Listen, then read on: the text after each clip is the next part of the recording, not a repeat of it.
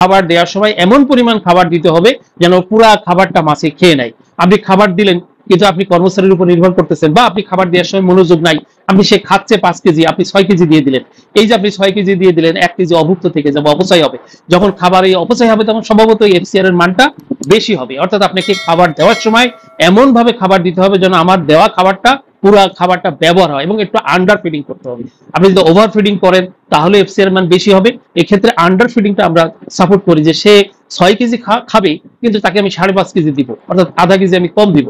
তাহলে কি হবে, এই যে আধা কেজি কম দিলাম, ফলে সে যে খাবারটা খেয়েছে তার হালকা হালকা ক্ষুধা রয়ে গেছে, ফলে এই খাবারটা তার ভালো হজম হবে, তার শরীরে কাজে লাগবে। কিন্তু যখন তেলাপিয়াকে আপনি খাবার দিতে থাকবেন, তেলাপিয়া খেতেই থাকবে, কিন্তু দেখা যায় যে বেশি খাবার দিলে তেলাপিয়ার এফসিআর এর মান অনেক বেড়ে যায়, এবং তেলাপিয়া যে পায়খানা করে সেখানে আনডাইজেস্টিভ ফুড বেশি পরিমাণ বেরিয়ে যায়। এই জন্য আপনাকে কিছুটা আন্ডার ফিডিং, কিছুটা ক্ষুধা রেখে খাবার দিতে হবে।